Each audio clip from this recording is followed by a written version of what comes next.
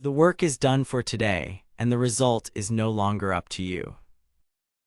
Maybe you sent it, maybe you showed up, said the hard thing, did the rep, made the call, and now, in the quiet, the mind wants to do one more thing. It wants to control how it all turns out, whether they liked it, whether it worked, whether it was enough. But that part was never yours. This morning, the discipline was to run your system, to do your part. Tonight, the discipline is the harder one, to take your hands off the outcome and let the day be finished. Almost 2,000 years ago, a former slave named Epictetus taught his students one idea so important he placed it at the very front of his handbook. Some things, he said, are up to us, and some things are not. Up to us are our actions, our choices, our effort. Not up to us are results, the opinions of others, the way the world decides to respond.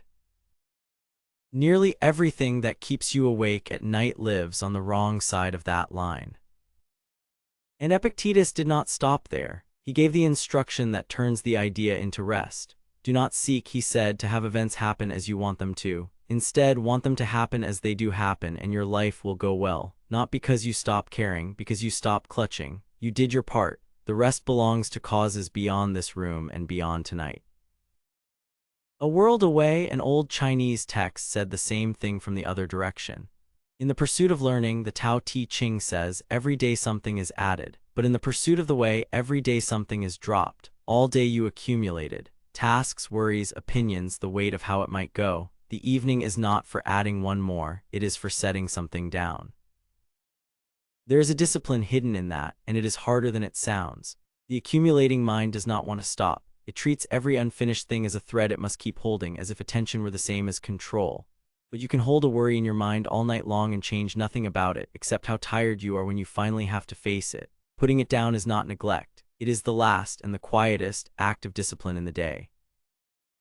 And underneath all of it is a quiet mercy. While you sleep, your mind keeps working on the day for you. It sorts what happened, softens the sharp edges, files the hard moments somewhere you can actually carry them. The thing you are gripping so tightly right now will look smaller by morning, but only if you loosen your hands enough to fall asleep. So tonight is not the night you solve it. It is the night you release it and trust the work you already did. There is a difference between giving up and letting go, and the whole evening turns on it. Giving up is abandoning the effort. Letting go is honoring the effort and then releasing what was never in your hands to begin with. One is surrender of the work, the other is surrender of the outcome. You are only being asked for the second.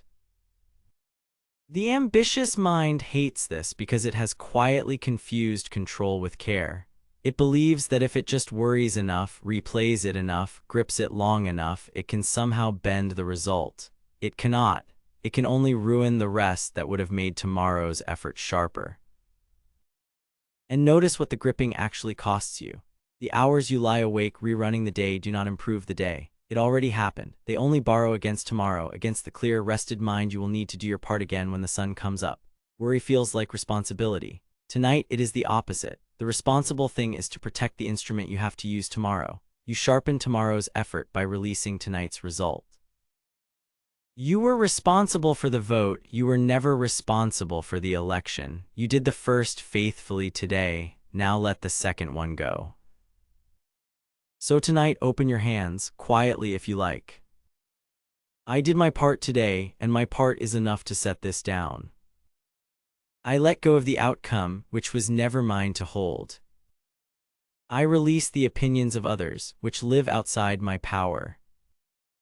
I drop what I picked up today that I was never meant to carry into sleep. I trust the work I already did. I let the result belong to tomorrow. There is nothing left to control tonight, nothing to grip, no result that arrives any sooner for you staying awake to guard it. So let the hands open and the shoulders drop, and let the day go on without your supervision for a few hours, resting in the simple fact that you did what was yours to do, while tomorrow, and the work it will ask of you, waits quietly on the far side of one good night's sleep. But that is tomorrow. Tonight your part is finished, and you are allowed at last to let the rest go. Begin disciplined and reflective.